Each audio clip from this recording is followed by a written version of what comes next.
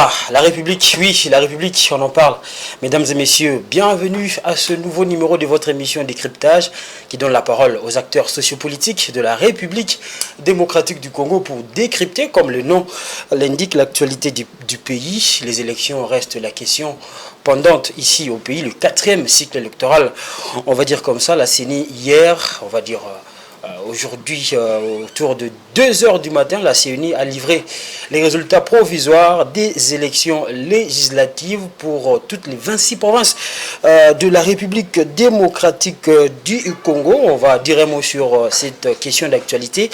Mais aussi, le chef de l'État, Félix Tshisekedi, réélu, a prêté serment le samedi dernier, le 20 janvier 2024. On va faire un focus sur les 5 prochaines années qu'il va gérer le pays, quelle perspective, quel avenir pour le Congo. Mais il y a aussi l'opposition, quel avenir pour l'opposition qui aujourd'hui est un tout petit peu émietté. Il était justement allé aux élections un peu en ordre dispersé à l'Assemblée nationale avec moins de candidats. Quel avenir pour cette opposition? Pour parler de tout ce sujet, je suis pas seul sur ce plateau. J'ai à ma droite, à votre gauche, bien évidemment, Monsieur Damien Terranova, qui je dis bonsoir. Bonsoir, très chers téléspectateurs.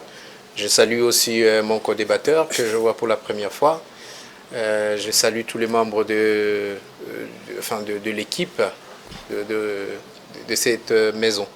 Voilà, je crois qu'il vous salue. Aussi, vous êtes vice-président de l'UMAC, l'Union des mouvements et associations katumbistes. Voilà, avec vous, on va parler de l'actualité du pays. À ma gauche, à droite de votre camp, chers téléspectateurs, j'ai Gustave Tshibangou Mukendi. Bonsoir à vous, Gustave. Bonsoir, monsieur le journaliste. Et bonsoir à tous les téléspectateurs qui nous suivent en ce moment. Voilà, je vous présente aussi. Vous êtes chercheur en économie. Vous êtes coordonnateur d'une structure de jeunes. Vous êtes aussi membre de la team 20 Fachi. Effectivement, je suis membre de la team 20 Fachi. Mais il faut rectifier peut-être quelque chose. Je ne veux pas m'exprimer au nom de la team Fachi, mais je vais m'exprimer en tant que chercheur. Mais surtout, analyste politique aussi. En tant que coordonnateur du réseau des jeunes agents de changement de l'Union africaine. Voilà, c'est bien. C'est dit, on va démarrer avec cette émission. Première question à vous, Gustave Tshibangou. Les élections appartiennent maintenant au passé, de plus en plus que nous avançons. Hier, la CENI a justement publié les résultats provisoires pour les députés provinciaux, 688 députés provinciaux. Est-ce que vous avez un commentaire à faire là-dessus? Bon, les commentaires, c'est premièrement féliciter cette institution, qui est une institution indépendante en réalité. Et donc la CENI a rendu public les résultats des élections provinciales. Mais aujourd'hui, elle va également pouvoir publier les résultats des élections communales, ça veut dire les conseillers communaux. Et donc nous attendons. Il y a eu plusieurs partis politiques, mais également regroupements politiques. Et j'ai suivi bien le président de la CENI hier, qui a essayé également, c'est une réflexion que j'ai toujours menée, et pour moi, je suis en train de penser pour voir dans quelle mesure nous pouvons avoir moins de partis politiques dans ce pays. Nous avons eu, je crois, plus de 68 ou 40 quelques regroupements politiques, et dans ces regroupements politiques, nous avons des partis politiques. Et quand on essaye de voir un peu la loi électorale, il y a le problème de seuil de recevabilité. Et le président de la CENI a eu à le démontrer que lors des dépôts des candidatures, il y a eu, je peux dire, un recrutement massif des candidats. Et il y avait, je peux dire, et je peux appeler ça aussi les populismes, parce qu'on avait besoin de pouvoir atteindre le seuil de recevabilité de la liste, ou soit le seuil de recevabilité des regroupements. Il fallait, je crois, autour de 300 pour la députation nationale, autour de 300 députés, si je ne m'abuse pas. Et donc, le parti ont recruté également de gens, non pas en regardant la carrure ou soit en regardant les bases solides de ces candidats, mais on a recruté même l'attachement au parti. Effectivement, on recrute quelqu'un parce qu'il faut augmenter le nombre de candidats pour que le regroupement soit retenu. Vous voyez un peu. Et avec... Donc c'était un moyen de contourner la CENI. Effectivement, juste pour que la liste soit, le regroupement soit d'abord retenu.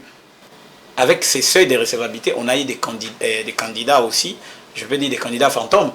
Et donc, on ne pouvait pas aussi s'attendre, parce qu'on attend quand même, on attribue à la CENI, avec tout ce qu'il y a eu, quelques irrégularités. Justement, c'est la question même de tous les processus électoraux. Effectivement, nous avons vu, il y a eu quand même des vidéos, mais l'avancée aussi qu'on doit quand même apprécier pour cette institution, c'est que c'est la première fois dans cette République qu'on puisse invalider les députés nationaux. Je crois qu'on a eu une liste qui a été publiée par la CENI de plus de 82 candidats. La deuxième n'est pas venue jusque-là. Non, mais est-ce que nous sommes obligés d'attendre une deuxième liste? La CENI, c'est la spéculation, mais la CENI ne s'est jamais exprimée pour dire qu'il y a une deuxième liste que je suis en train de préparer. Dans son communiqué, il a signalé. Je ne sais pas, peut-être que vous qui m'informez, c'est une information pour moi, mais s'il y a cette deuxième liste, donc c'est aussi une bonne chose. Mais au moins, on a aujourd'hui des candidats, de ministres, qui sont invalidés parce que, des gouverneurs en fonction, qui sont invalidés parce qu'ils ont triché. Et donc, moi, je pense que les irrégularités, il y en a eu, tout le monde reconnaît, que ce soit même la CENI. Et la question aussi principale que la population congolaise était en train de se poser, le président de la CENI en a également répondu, c'est qu'au-delà de ces fraudeurs députés nationaux, il y a également les agents de la CENI qui étaient impliqués également dans cette fraude. Et le président en a dit, je crois dans un communiqué, pour dire qu'il y a la task force au niveau de la CENI qui est en train de travailler, et on va rendre également public, mais aussi les sanctions vont tomber pour toutes les personnes qui seraient impliquées dans cette fraude au niveau de la CENI. Et donc moi, en tant qu'analyste également, j'appelle le peuple congolais, parce que quand on parle du processus électoral, généralement, nous parlons de la CENI. La CENI, c'est une institution. Justement, morale, structure morale, mais dedans, ce sont des Congolais. La CENI n'a pas recruté des Ivoiriens, n'a pas recruté des Camerounais. La CENI a recruté des Congolais. Et ces Congolais doivent également contribuer à la crédibilité du processus électoral. Les corrompus et les corrupteurs. Qui a été corrompu, c'est l'agent de la CENI. Et les corrupteurs, c'est un député provincial ou national qui va corrompre son frère congolais, qui veut également que les processus soient crédibles. Mais il est recruté temporairement au niveau de la CENI. Et donc moi je pense qu'au niveau également de la mentalité des Congolais, nous devrions pouvoir changer pour que nous puissions contribuer également à la crédibilité des processus électoraux à venir. Voilà un peu l'analyse que je peux faire par rapport à la publication qui a été faite. Par rapport à votre analyse, est-ce qu'on peut tirer une leçon? Par exemple, il y a de ceux-là qui pensent que ces irrégularités signalées, aujourd'hui ça fait l'unanimité, même la CENI reconnaît, parce qu'il a justement sanctionné certains candidats, 82. Pensez-vous aussi, comme d'autres Congolais, que ces irrégularités constatées peuvent justement entamer l'intégrité même des résultats qui ont déjà été publiés jusque-là? Non, mais il faut suivre également. C'est pour ça, moi, personnellement, je conseille toujours aussi aux Congolais, même lors de la publication électorale, vous savez que les gens suivent moins le discours du président de la CENI avant la citation de nom des élus. Tout ce qui intéresse généralement, que ce soit même les journalistes, vous qui êtes des journalistes, vous attendez seulement le nom. Mais tout ce qui vient avant, on ne suit pas. Et le président de la CENI s'est exprimé également sur cette question. Quand vous prenez par exemple les cas de résultats, je crois, de la présidentielle, le président de la CENI avait expliqué que on avait élagué, je crois, si je ne m'abuse pas, si je ne me trompe pas, on avait élagué toutes les machines ou soit tous les scrutins qui faisaient allusion à la tricherie et autres au niveau de l'élection présidentielle. Parce que la question que les Congolais également se posaient, c'est que ces personnes qui sont identifiées ou les scrutins qui sont annulés, pour certains, à Massimanima par exemple, on a annulé le scrutin, est-ce que ça ne pouvait pas affecter l'élection présidentielle? Et je crois, avant la publication même des résultats de la présidentielle, le président de la CENI, dans son discours, avait relevé cette question-là. Si vous regardez, vous lisez les communiqués, vous allez voir. Merci beaucoup. Moi, je pense qu'il faudrait que le peuple congolais qui essaye quand même de suivre ce processus, qui a suivi ce processus dès le début jusqu'à la fin, puisse pouvoir être prêt à suivre tout ce qui se passe et tout ce qui s'est dit, surtout ce qui vient de l'institution habilitée. Parce qu'il y a des institutions qui sont habilitées et dans le cadre du processus électoral, c'est la CENI qui est habilitée à pouvoir s'exprimer quant à ce, parce que c'est l'institution qui a organisé le processus électoral. Merci beaucoup Gustave Tshibangou. Ici, maître, monsieur Damien Terranova, vous avez suivi justement votre co-débatteur. Il a parlé justement du processus électoral. Quel regard, mais aussi des élections législatives, aussi bien nationales que provinciales. Et vous, quelle lecture faites-vous par rapport à ça? Mais je vous dis aussi rappeler que, maître, monsieur Tshibangou, rassurez-vous que les journalistes suivent tous les détails qui se passent au niveau des publications, des résultats. Là, vous devez vraiment vous rassurer. Et je reviens à vous. Oui, merci beaucoup pour la question. Je vais entamer un point très important que les Congolais doivent connaître. C'est ces mots dans ces processus électoraux qu'on appelle seuil. Je pense que beaucoup de candidats n'ont pas compris qu'est-ce que cela voulait dire. Pourquoi? Parce qu'il n'y a pas eu un travail en amont pour expliquer à la population qu'est-ce que cela représentait réellement et quel est le danger que cela représentait. Et je crois que... Ça représente un danger, vous dites? Justement, n'ayant pas compris la quintessence de ce mot même, et même le travail fait derrière ce mot-là, c'est ce qui a fait qu'aujourd'hui, les résultats sont ce qu'ils sont, hein, entre guillemets. Okay? Sans parler d'abord du simulacre des élections, que moi, en tant qu'opposant, en tant que membre de l'opposition, dont j'ai déploré, et je continue à déplorer jusqu'à aujourd'hui. Alors, vous allez remarquer que les gens ont présenté des candidats parce qu'ils devaient d'abord réaliser le premier seuil, qui était le seuil de recevabilité. Justement. Et cette recevabilité, c'est comme mon co-débatteur l'a dit, a amené les partis politiques à aller ramasser partout. N'importe qui. Et n'importe qui, parce qu'ils devaient avoir un nombre. Mais la question qu'on doit se poser, pourquoi la CENI a-t-elle obligé aux partis politiques un tel exercice? Je crois qu'il y avait anguille sous roche pendant que la CENI se préparait cette loi-là. Et vous partez de là, vous allez arriver au niveau du seuil de représentativité.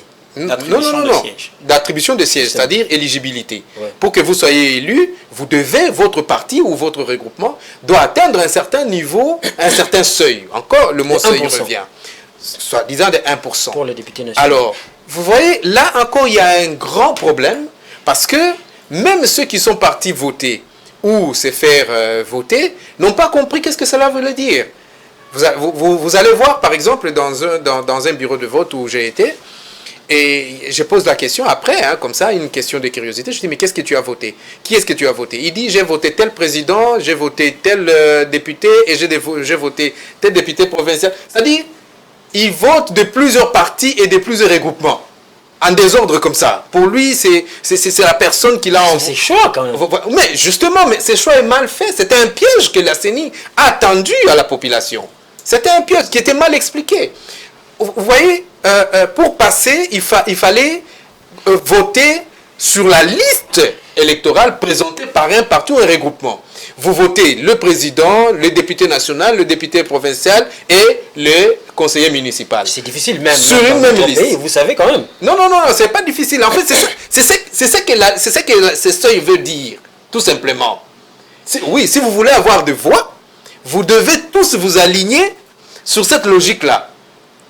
Parce que dès que moi, électeur, je veux voter, je vote mon ami Gustave qui est du team 20, je vote mon ami Serge qui est des Amen TV, je vote mon ami Félix qui est de cryptage, tout ça là, c'est une... Voilà, fiston, tout ça là, c'est une, je vais dire, dilapidation de voix. Les voix sont parties. Parce qu'on ne va pas compter, on va juste compter les voix que M. Gustave a reçues Mais M. Gustave, après M. Gustave, il y a un autre, il y a un autre, il y a un autre, qui le tout vont faire un seuil. Vous comprenez? Sur cette même liste-là. Alors, vu que la population n'était pas avertie, eh bien, la population est partie, ce qu'on dit, en bruit. Ils ont voté des gens sur des listes, je sais pas. La responsabilité incombe aussi à nos partis politiques. Non, la responsabilité, la responsabilité primaire, elle incombe à la CENI. La CENI devait faire ce qu'on appelle une pédagogie en amont, en enseignant même aux partis politiques. Vous comprenez? Ah non, c'est pas la CENI quand même. Mais si. La CENI c'est sa loi. N'est pas en charge de faire ça. Si, c'est sa loi. Apprendre aux... Il doit informer. Mais bien sûr, c'est ça la formation. Mais il ne va pas quand même faire un cours des systèmes électoraux. Non, mais justement, ça fait partie de ses prérogatives. Hein? Ça fait partie de ses prérogatives. La CENI doit enseigner, la CENI doit informer, la CENI doit former des gens à cet exercice-là. Prochainement, je pense que... C'est pas trop demandé à la CENI, ça? Ça fait partie de ses prérogatives. Il y a un budget alloué à ça. Ah bon? Mais oui.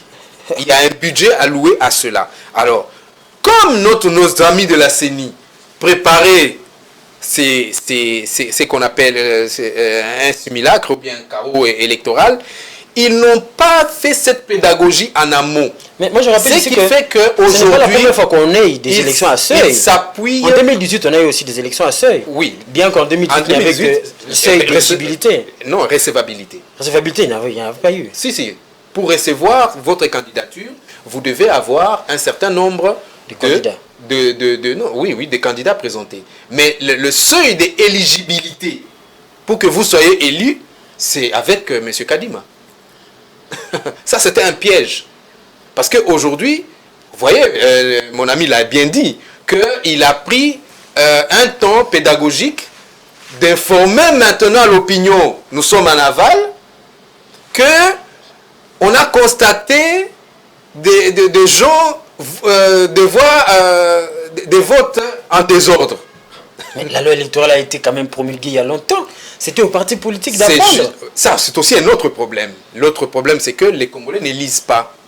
Il faudrait que les Congolais lisent. Il faudrait que les Congolais s'informent. Peut-être s'ils s'étaient informés en amont, nos partis politiques... Moi, par exemple, à mon parti politique, ça n'a pas été le cas. On ne nous a pas informés sur cela. Et quand même, vous êtes un parti... Et même les candidats... Accusés. Vous êtes un parti politique sérieux. Non, écoutez, nous sommes... Il y a une loi qui vous concerne, aujourd'hui, vous ne lisez pas. Aujourd'hui, vous nous invitez, nous venons en analyste. Donc, nous devons analyser des choses objectivement. Justement. Il n'y a pas de sentiment. Je ne dirais pas...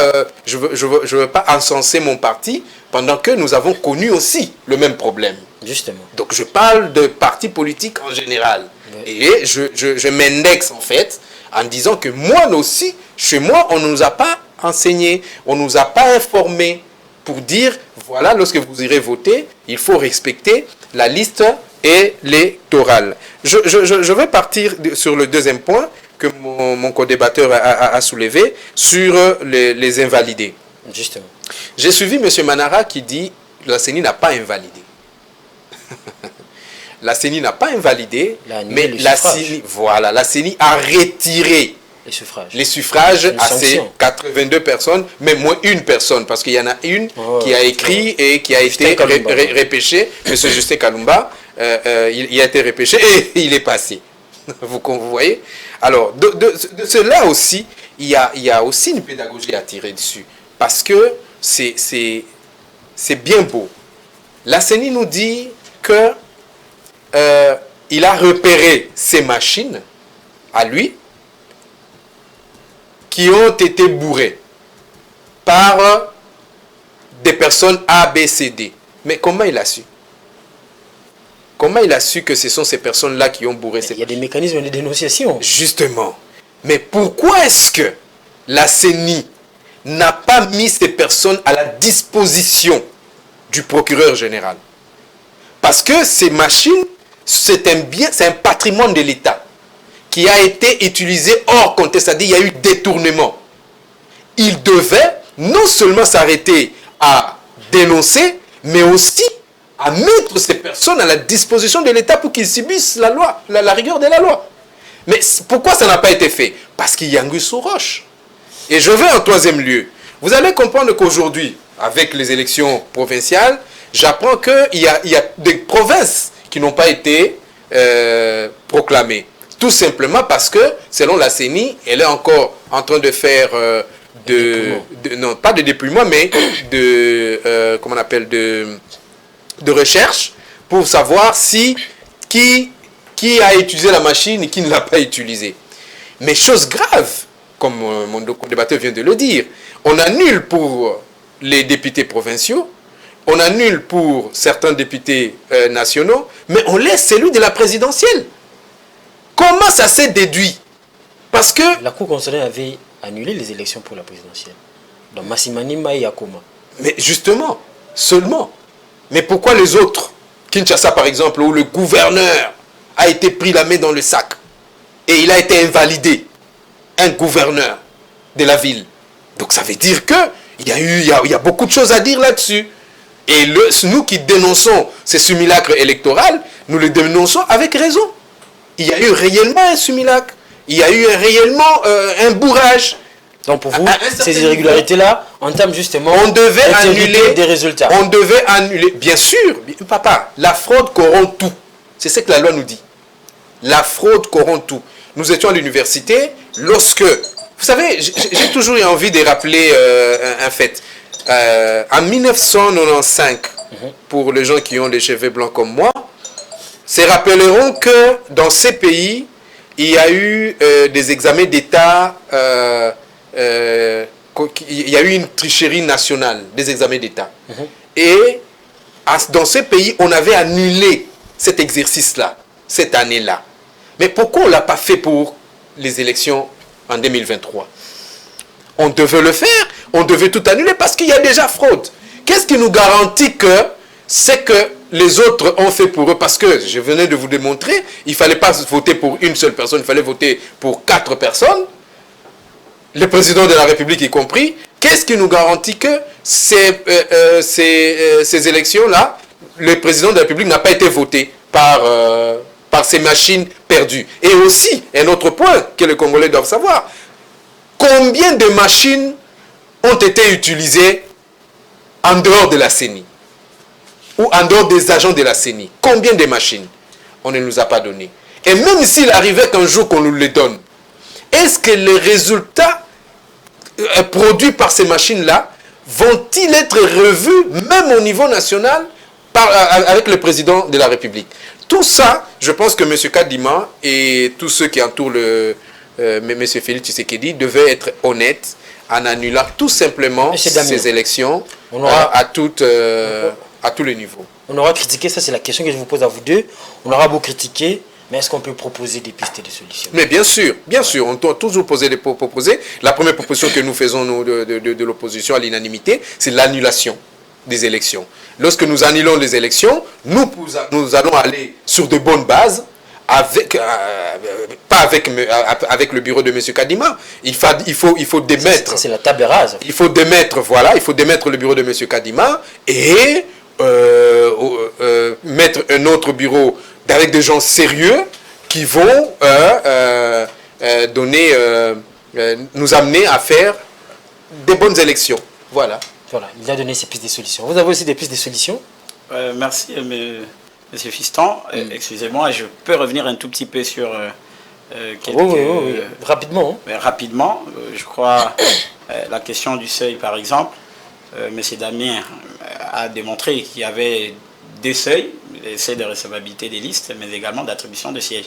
Mais la responsabilité, comme il le disait, moi personnellement, j'ai participé aussi à certaines activités de sensibilisation de la CENI sur la loi électorale. Et ce qu'on devait comprendre ici, nous avons dit que nous sommes en train d'analyser également les choses objectivement. Donc la faute n'est pas seulement incombée à la CENI, mais également à la population, telle que nous l'avons dit. La population congolaise doit apprendre à lire. Et les candidats députés qui devaient, les premières personnes, c'est comme la loi électorale, c'est comme l'arme du soldat. Vous êtes candidat député national, vous êtes candidat président de la République, vous êtes candidat député provincial, vous êtes censé avoir la loi avec vous. Et si cette loi est élaborée en français, vous devriez, pour moi, objectivement, c'est là où peut-être je condamne même les législateurs congolais, pourquoi cette loi électorale n'a pas été mise en 4 langues nationales?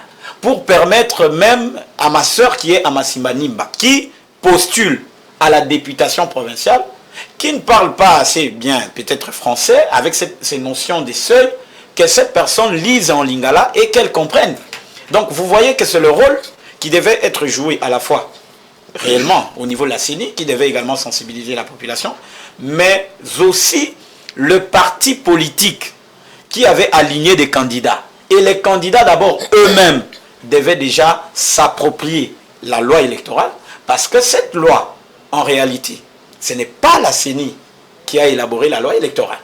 C'est les législateurs congolais, les 500 députés qui sont à l'Assemblée nationale.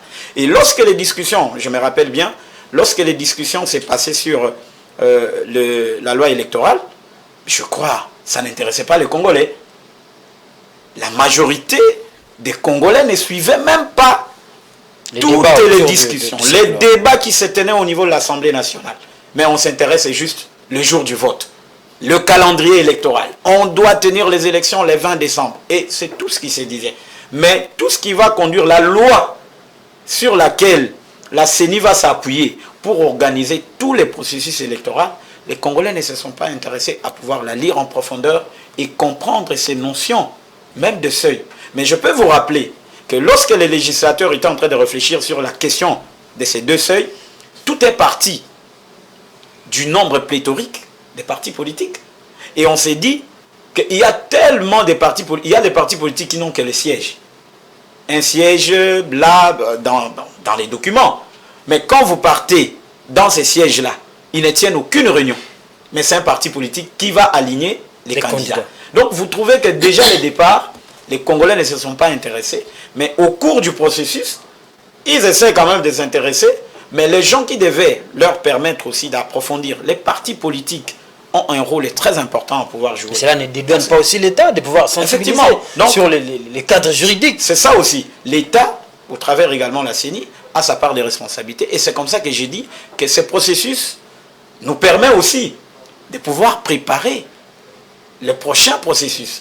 Ça veut dire que ces erreurs, ces analyses que nous faisons aujourd'hui doivent permettre à l'État, à la CENI qui est l'organe et habilité à pouvoir organiser les processus électoraux, mais aussi aux législateurs congolais, les 500 nouveaux députés qu'on aura, qu'ils comprennent qu'ils ont un rôle à jouer, pourquoi pas avoir une loi électorale en 4 langues nationales, pour permettre à tout Congolais de pouvoir s'approprier, parce que le jour du vote, c'est le Congolais qui parle français, c'est lui qui parle lingala, c'est lui qui parle swahili, la maman qui ne comprend même pas la notion du seuil, qui ne comprend même pas c'est quoi un parti politique, va se rendre au niveau des urnes pour pouvoir voter. Et sa voix vaut la voix d'un docteur en économie, vaut la voix d'un docteur. Donc la voix là du chef de l'État quand il va voter, sa voix équivaut à ma voix, équivaut à ta voix, équivaut à sa voix. Et donc une voix. Une voix, une voix.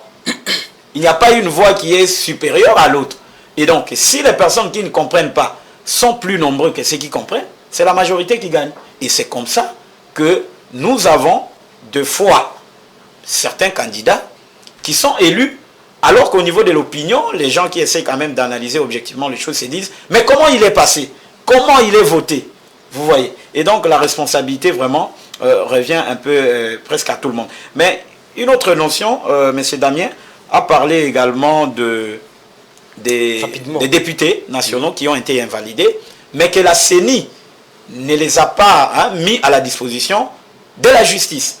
Mais moi je peux peut-être rappeler, M. Damien, que la Cour de cassation s'était saisie. Vous avez vu, le gouverneur par exemple de la ville de Kinshasa, il est suspendu. Pourquoi est-il suspendu?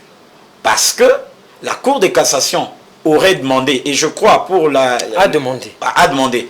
La Cour a demandé, je crois à l'Assemblée provinciale de la ville de Kinshasa, de pouvoir lever les immunités du gouffre pour qu'il soit entendu au niveau de la Cour de cassation. Et vous avez également M. Kalumba. La CENI s'était également prononcée quant à ce.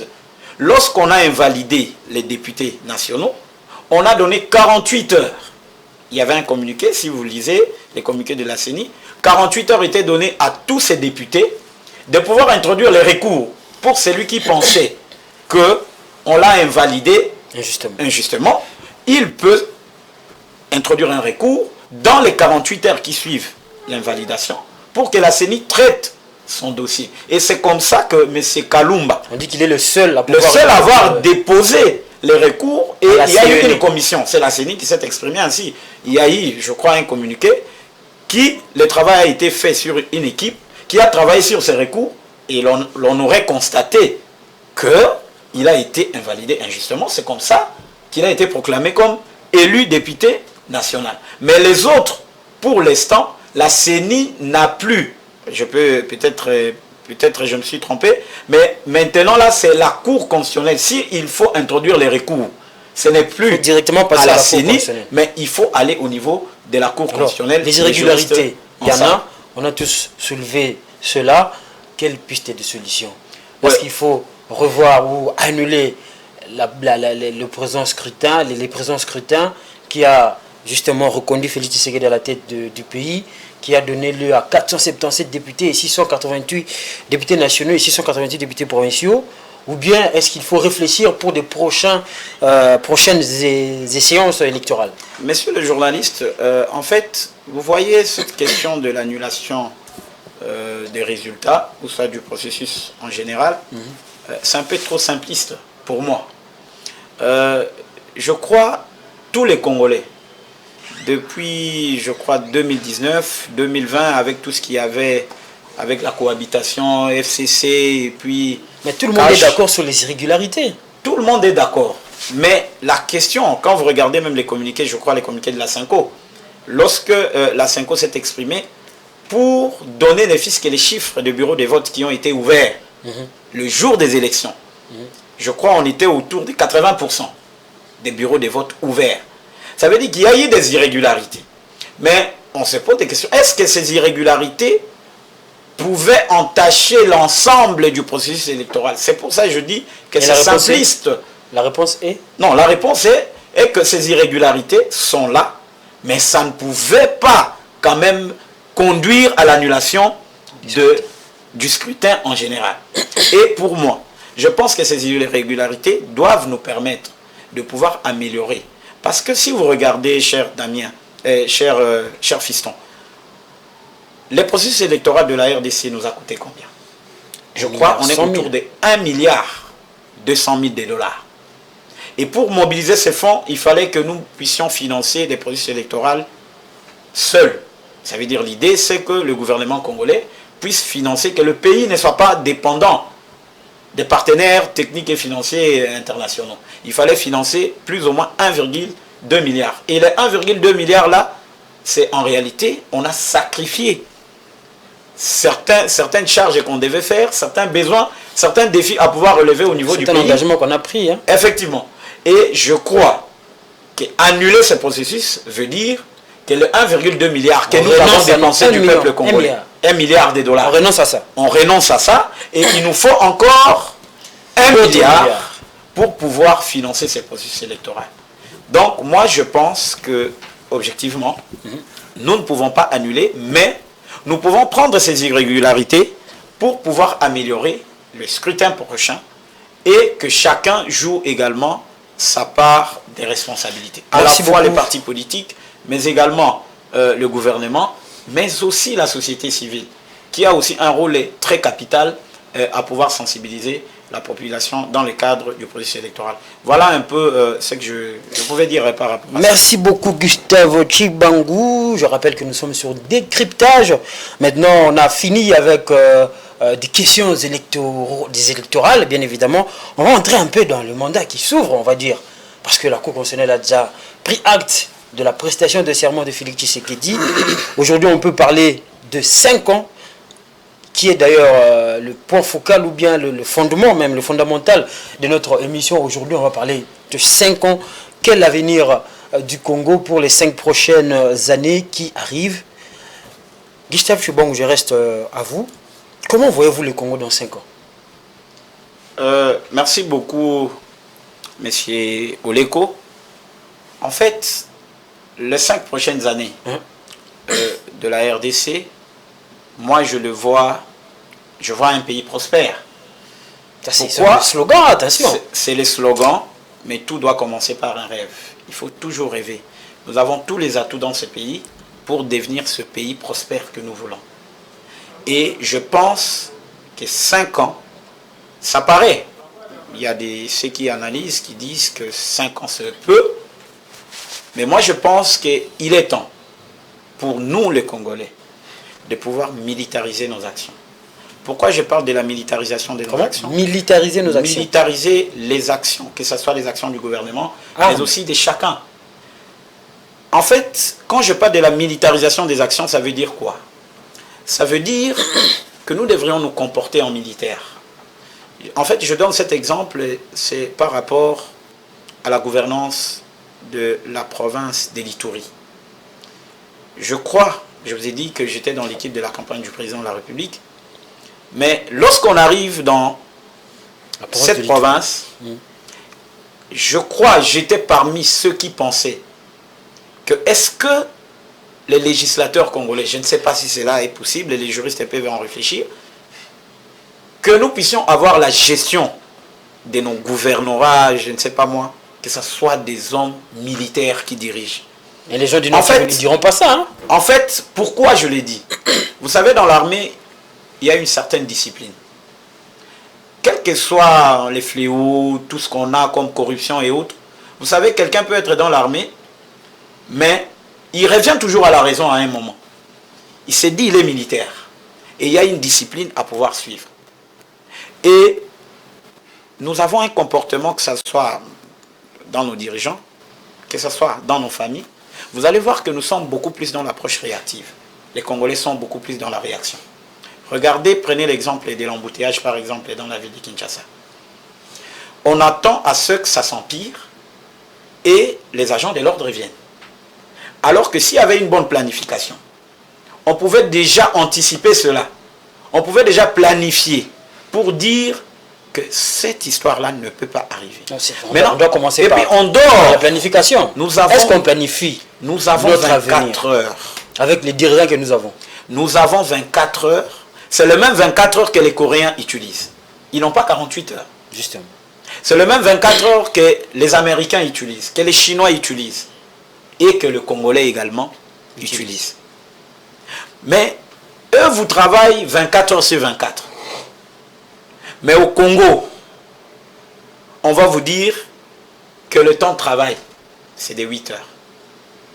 Et au niveau déjà mental, l'enfant qui grandit, il sait que par jour, on ne peut travailler que pendant 8 heures.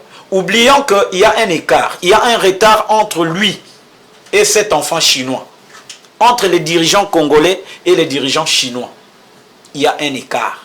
C'est eux qui devraient d'ailleurs travailler pendant 8 heures. Et nous travaillons 24 heures sur 24 heures. Mais le paradoxe, c'est que c'est nous qui travaillons pendant 8 heures et eux, vous travaillez 24 heures sur 24 heures. Donc, la militarisation des actions veut dire qu'il faut que nous nous comportions comme des militaires. Ça veut dire qu'il faut que nous accélérions nos actions. Et les 5 prochaines années, je me suis basé beaucoup plus sur les programmes présidentiels. Ça veut dire les programmes que le président de la République nous propose. Dans ces programmes, le président prend 6 engagements. Les journalistes en ont parlé. Et je suis revenu également sur certaines émissions, sur ces engagements, pour que nous, peuple également, chacun là où il est, M. Damien par exemple, peut aussi avoir une contribution. Parce que l'opposition, ce n'est pas seulement critiquer pour critiquer, c'est critiquer et puis proposer aussi des solutions pour que le pays puisse avancer. Et moi, je pense que le premier engagement, le président dit ceci. Il y a un défi qui est identifié. Ce défi, c'est le défi du chômage. Les jeunes sont dans le chômage et qu'il faille créer de l'emploi pour ces jeunes. Le président prend l'engagement de pouvoir créer 6,4 millions d'emplois pour les 5 prochaines années. Comment? La question, c'est comment créer ces 6,4 millions d'emplois. Et dans son programme présidentiel, il explique qu'il doit passer par 3 niches. La première niche, c'est le secteur informel. il dit pour les 5 prochaines années, il va créer, c'est un engagement qu'il prend devant le peuple, de créer au moins 2,6 millions d'emplois pour les 5 prochaines années. Et tout part de la formalisation du secteur informel. Peut-être qu'on n'a pas assez de temps de pouvoir entrer justement en profondeur par rapport à cette niche, mais c'est que l'idée, c'est de prendre le secteur informel congolais, qui est aujourd'hui l'économie, par exemple, est autour de plus de 90% dans les secteurs informels, ramener ces petites entreprises, ces petites unités économiques qui sont dans les secteurs informels vers les formels. Et quand ils sont dans les formels, l'État peut venir en aide à ces personnes, à ces petites unités économiques, pour qu'elles créent beaucoup plus d'emplois. Et l'engagement, c'est de créer ces 2,4 millions d'emplois. La deuxième niche, par exemple, les présidents parlent de l'investissement dans les territoires. Ça veut dire qu'on a constaté que les dirigeants, ou soit les investissements de l'État, sont beaucoup plus dans le milieu urbain. On est à Kinshasa, on est à Lubumbashi, on est à Kisangani, alors que la majorité de la population pauvre vit en milieu rural, vit dans les territoires. C'est comme ça qu'il envisage accroître les investissements dans les territoires afin de créer un peu plus d'emplois. Et la troisième niche, le président parle du secteur agricole. Il dit qu'il va faire en sorte qu'on crée les chaînes de valeur. Ces discours autour de l'agriculture, ça a toujours été le cas, mais effectivement, maintenant, visiblement, il n'y a rien. C'est les temps. C'est pour ça que je dis qu'il faut militariser les actions. Ça veut dire que les gens doivent quitter les bureaux climatisés pour aller vers le terrain. Quand on parle de l'agriculture, c'est pas à la Gombe là-bas, dans un bureau climatisé. Il faut aller dans les hectares, les 120 millions d'hectares de terres arables dont on parle. Ce n'est pas à la Gombe. Il faut aller sur terrain. Il faut militariser les actions, travailler 24 heures sur 24 heures pour qu'on puisse atteindre cet engagement que le président prend. Et je vais citer les 5 autres engagements, je ne vais pas entrer en détail. Le deuxième engagement, c'est que le président dit qu'il faut plus d'emplois et plus de pouvoir d'achat. Le troisième, c'est que plus de sécurité pour tous. Avec la loi de programmation militaire, il pense de pouvoir la matérialiser pendant les 5 prochaines années. Et quatrième, c'est que l'engagement, c'est de pouvoir diversifier l'économie nationale qui est aujourd'hui concentrée un autre slogan dans les secteurs miniers. Je vous ai dit ici, M. Oleko, que tout doit partir de rêve. Il faut rêver et faire en sorte que le rêve devienne réalité. Donc, s'il y a des gens qui pensent que cela n'est qu'un slogan, moi je pense qu'il y a des personnes qui sont prêtes, qui sont intelligentes dans ces pays, qui peuvent transformer ces slogans en réalité, en action concrète. Okay. Et le cinquième engagement, c'est plus des services de base. Les services de base ici, nous avons un problème d'électricité, nous avons un problème de route, de dessertes agricoles stratégiques, un problème d'énergie. Donc tout ça entre en jeu et le président dit pour les 5 prochaines années, il faudrait qu'on accroisse un peu beaucoup plus des services de base. Et le sixième engagement, il parle du secteur public. Il faut plus des services de base et des services publics efficaces au niveau que ce soit de l'administration publique, mais également de la qualité également des services offerts par l'État à la population congolaise. Donc je pense que c'est autour également de ces programmes que les critiques objectives peuvent se baser et puis même l'opposition peut pouvoir contribuer afin que le président de la République puisse concrétiser réellement ces 6 engagements. Merci beaucoup Gustave Tshibanda. Damien Terranova, vous avez suivi.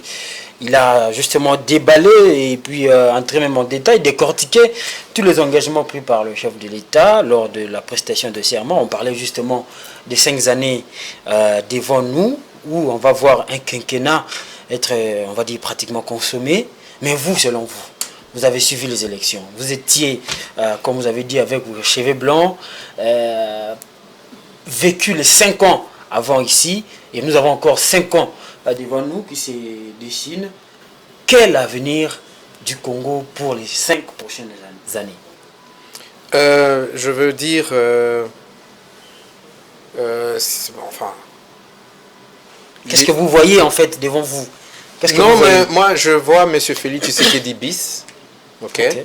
Vous savez, le 5 points dont a fait mention M. Gustave, c'est les 5 points d'un programme que monsieur Félix Tshisekedi avait pour 10 ans.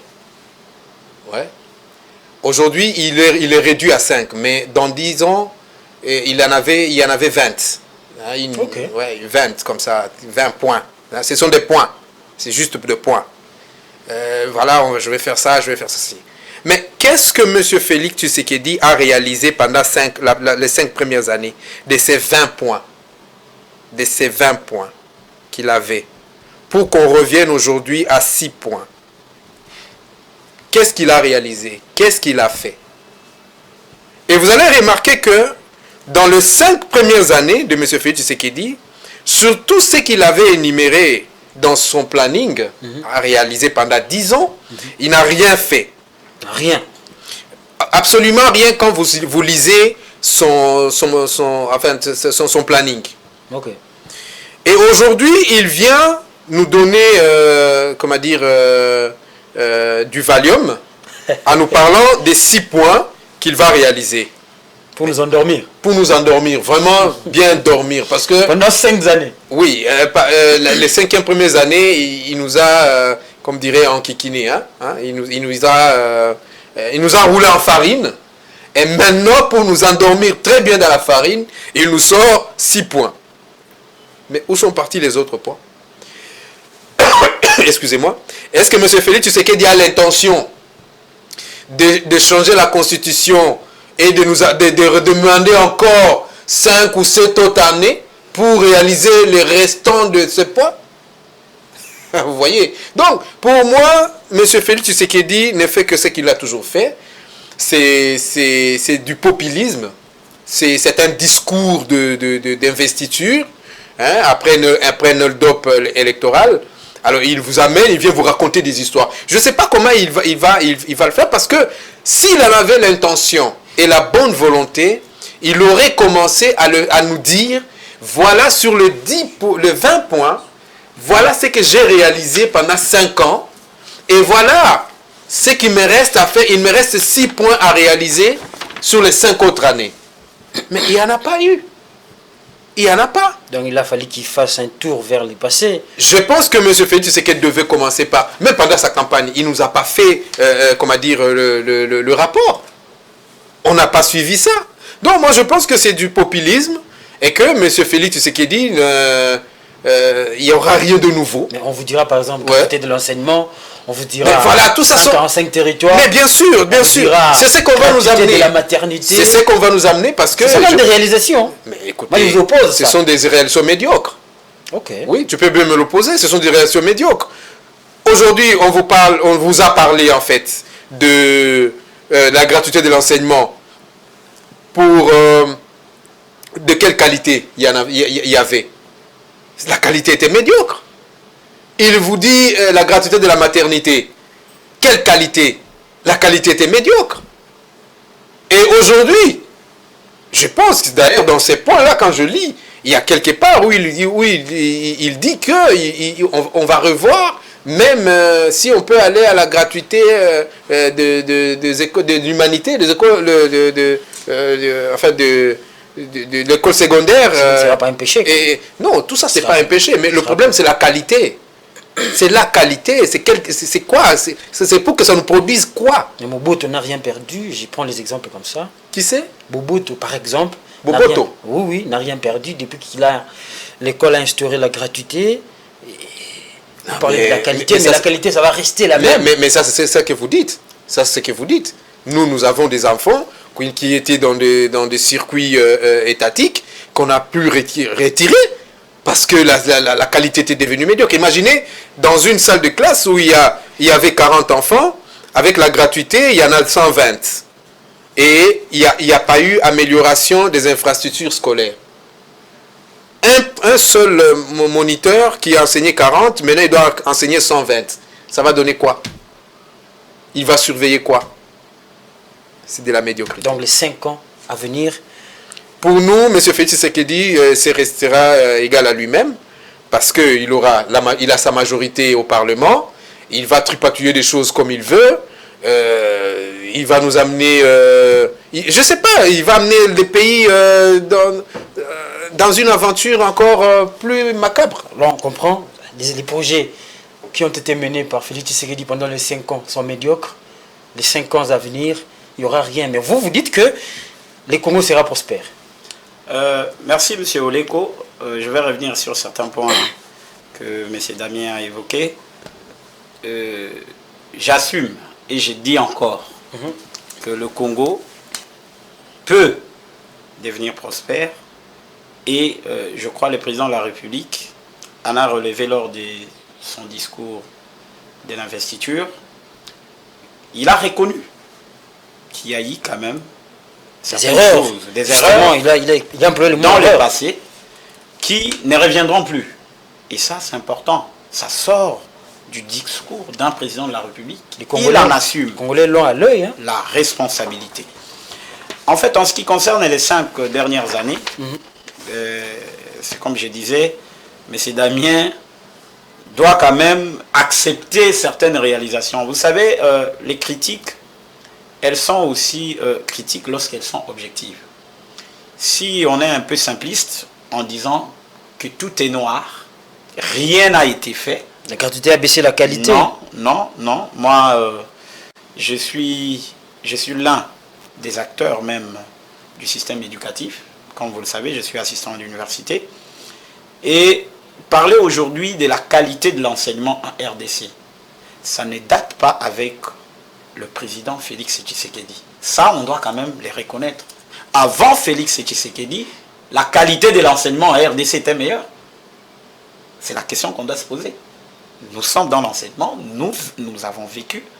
Et je peux vous dire que les politiques publiques, lorsqu'on les prend, une décision des politiques publiques, part d'une observation, part d'un problème.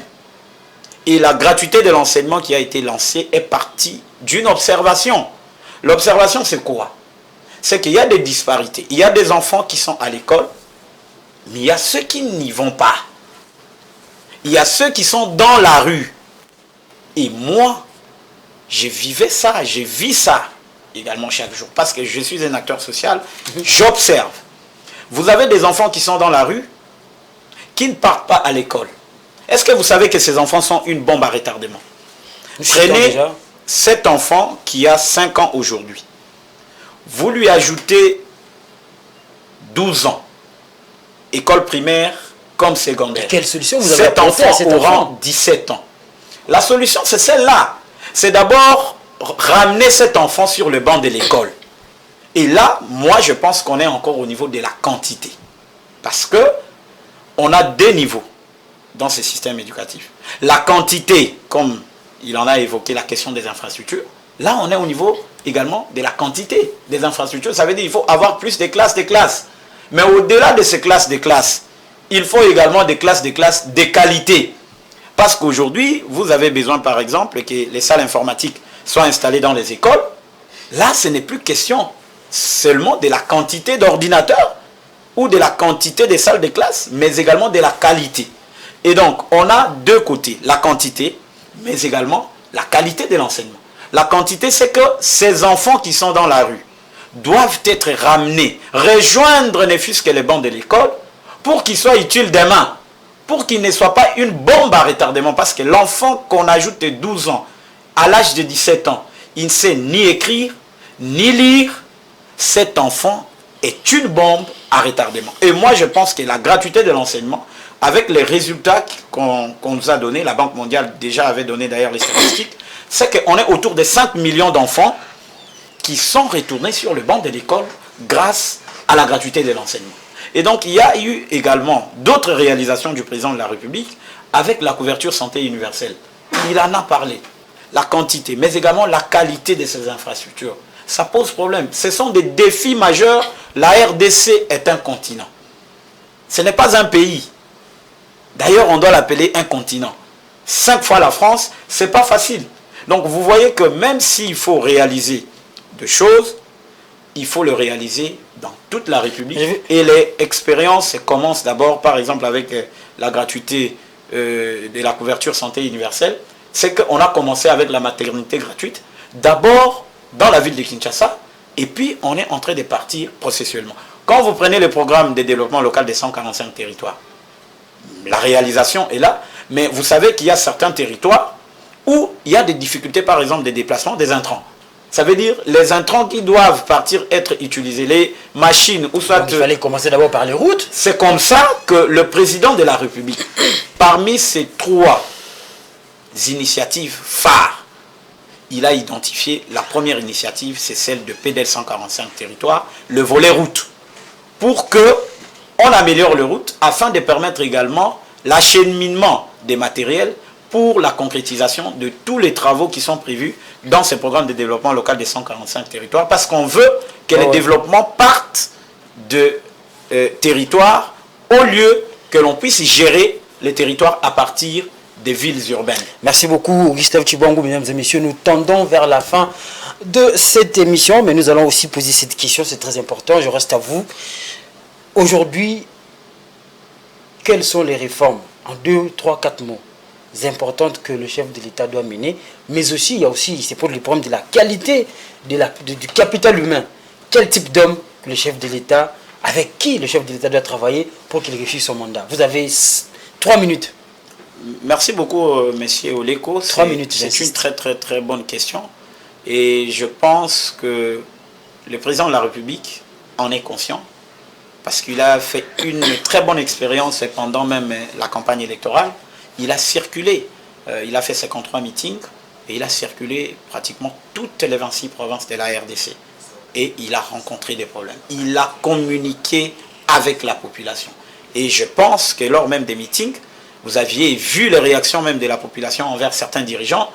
Le président demandait à ce que la population demandait au président à ce que certains dirigeants ne reviennent plus. Et il leur a dit, c'est vous qui avez la responsabilité. On prend par exemple l'économie. Quelle réforme, quel type d'homme? Et je pense qu'en termes de la qualité d'homme, premièrement, le président doit travailler avec des personnes intègres.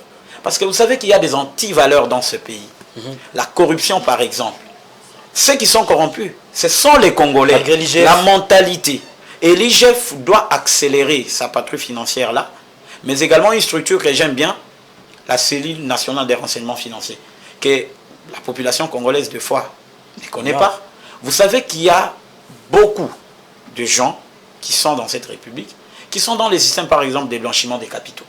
C'est la cellule nationale des renseignements financiers qui doit traquer toutes ces personnes et ramener vers la caisse de l'État, parce que l'État a besoin de moyens pour pouvoir concrétiser toutes les actions, même les engagements que le président de la République est en train de prendre. Donc, il nous faut plus de moyens, aller au-delà même des 16 milliards de budget que nous sommes en train d'envisager. Et il faut également une nouvelle énergie. Il faut des personnes qui vont vers le terrain, des personnes qui ont de l'énergie. Aujourd'hui, on parle de la jeunesse, il faut que le président fasse confiance à la jeunesse. Oui, c'est très bien, mais la jeunesse n'est pas seulement question d'âge. La jeunesse, c'est également question des compétences. Il faut que le président de la République fasse des choix utiles au sein de la jeunesse congolaise, qui est pétrie de talents. Il y a du potentiel dans la jeunesse congolaise. Il faudrait qu'il identifie des jeunes capables de pouvoir apporter des solutions concrètes par rapport aux engagements qu'il a pu prendre. Gustave Tshibangou, on va revenir à M. Damien Terranova. Le président de la République a tendu la main à tous ces challengers aux élections de 2023 et il dit qu'ils ont tous, à l'exception de personnes, notamment Moïse Katumbi, à la gouvernance actuelle, à la gouvernance qui débute justement avec sa prestation de serment. Comment trouvez-vous la main tendue du chef de l'État? Oui, avant d'en arriver là, laisse-moi relever une observation. Rapidement, on n'a plus de temps. Ah, justement, c'est de ça que je voulais parler. Vous savez, lorsque vous avez deux co-débatteurs, vous devez bien agencer et là, c'est pas bien diviser vos minutes. J'ai l'impression, comme justement, j'ai l'impression d'être venu accompagner Monsieur Gustave. Moi, je vous ai laissé qui est en train d'épiloguer sur sur celui qu'il appelle président. Et moi, je suis là en train de l'observer. Vous avez le temps. Je pense que prochainement, maintenant, vous me dites, on n'a plus le temps. Donc ça veut dire, tout ce que moi j'ai, je ne saurais pas le dire parce qu'effectivement, on n'a plus de temps et je le vois. Prochainement, voyez qu'est-ce que vous pouvez faire. Alors, je voulais parler, voilà, je ne sais même plus, je ne pense pas que je vais tout terminer. La main tendue. La main tendue. Félix Tshisekedi à l'opposition. Vraiment. C'est challenger. Cette main tendue, c'est une aventure, une de plus. de M. Félix Tshisekedi, parce que lorsque vous avez dans un parlement la majorité absolue, je veux dire, et la Constitution dit que le gouvernement doit venir de là, je ne vois pas par où est-ce que les autres vont entrer. Par où, qu'est-ce qu'ils vont faire, je ne vois pas. Et je ne sais pas comment. Parce qu'il s'est pris la part de Lyon et il veut travailler seul. Et effectivement, il va travailler seul. Vous voyez comment est-ce qu'on est en train de traquer déjà les opposants, Moïse Katumbi qui est en régent surveillé. Pourquoi? Tout simplement parce que il a gagné les élections et M. Félix Tshisekedi, il s'est fait proclamer par sa CENI bien cousue et confirmé par sa cour constitutionnelle. Et aujourd'hui, l'opposant Moïse Katumbi ne sait pas sortir de chez lui. Qu'est-ce qu'il a fait? Le seul péché d'avoir gagné les élections dans cette république. Alors, qui est-ce que... Je ne vois pas comment. En tout cas, je ne vois pas comment. Pour moi, je trouve que c'était un discours populiste. Non, on a vu quand même, par exemple, Raila Odinga avec Uhuru Kenyatta au Kenya. Oui, mais cela challenger électoral. Oui, mais ceux-là ne sont pas Félix Tshisekedi. Monsieur Félix Tshisekedi, je vous rappelle, M. Félix Tshisekedi nous a fait 256 promesses pendant 5 ans, qui n'a pas réalisé. C'est-à-dire, c'est dans son genre de dire des choses quand il est devant un micro, ou bien devant du monde. Il aime bien promettre, il aime bien parler. Voilà, il a parlé. Et... D'autres promesses ont été mises avec vous? Comment ça? Ben, vous étiez avec lui à un moment donné, 2021, 2020. 23. En tout cas, nous, à notre époque... il n'y avait pas de promesses. Si, lui, il fait ses promesses. Mais nous, on était dans le gouvernement. Justement. Mais alors, c'est les chefs de l'exécutif. Nous, parmi les réalisations, c'est le PDR dont on parle aujourd'hui. C'est Mwando Simba qui a né en tant que ministre de Plan, qui a né le concepteur. L'élément moteur, le concepteur. Oui. Justement, vous avez partagé un moment avec les... Mais c'est ce que nous vous avons donné l'héritage de travail dont vous tapotez la poitrine aujourd'hui. On va dire que c'est un programme présidentiel. Mais bien sûr, on dira toujours ça, malheureusement, au Congo. C'est comme ça. C'est parce que c'est lui qui est président, il endosse toute la responsabilité. Et toutes les fleurs, c'est à lui qu'on le jette. Monsieur Damien Terranova, les réformes politiques pour faire avancer notre démocratie, est-ce qu'on peut envisager de telles réformes? Déjà, le gouvernement, en fait, la présidence qui est là vient d'un hold-up électoral. Je ne vois pas comment un fraudeur peut amener un pays de l'avant. Un fraudeur, vous dites? Mais bien sûr, parce qu'on parle ici des élections chaotiques qui ne nous rassurent pas. Que réellement, les résultats renoncer à l'Assemblée nationale. On va dire que les députés... Non, le président Moïse Katumbi, il a dit. Il dit que lui, il n'enverra pas ses députés à l'Assemblée, mais nous sommes un parti démocratique et nous allons mettre cela sur la table, on va discuter, on va lever les équivoques, on verra s'il faut que nous puissions... Les députés peuvent siéger. Mais ça n'a pas encore commencé. Ça commence cette semaine. Mais on verra. On verra. Voilà, merci beaucoup, M. Damien Terranova. Je rappelle ici que vous êtes vice-président. Mais je signale aussi qu'il y a beaucoup de choses auxquelles je devais répondre à mon ami. Mais parce que... Justement, vous avez mentionné... Vous avez mal imparti le temps et je pars avec ce que j'ai préparé. Merci. Merci d'avoir passé à moi. Fort regrettable. Ouais, merci. Bon, nous sommes désolés. On va ranger la prochaine fois. Prochainement. Merci beaucoup. Les temps, c'est les temps. La télévision, c'est aussi les temps. Merci beaucoup, M. Damien, d'être passé à Géopolis pour décryptage. Merci à vous. Je vous remercie aussi.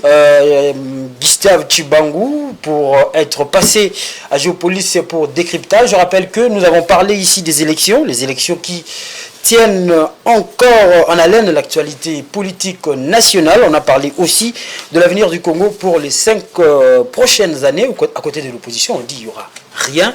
Alors rien parce que le pouvoir est issu d'un processus électoral chaotique, mais du côté du pouvoir, on pense et on croit à un Congo qui sera prospère. Voilà, c'est ainsi les jeux démocratiques. Les clivages existent, les points de vue ne s'accorderont peut-être jamais, mais la vie continuera. Le Congo sera toujours le Congo avec ses 2 345 410 km².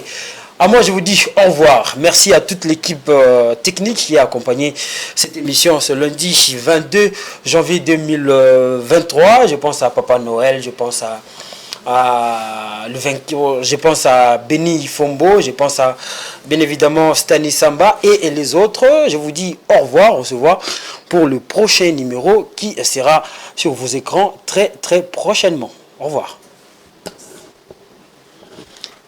Ah, mais c'est Damien, c'est la première fois.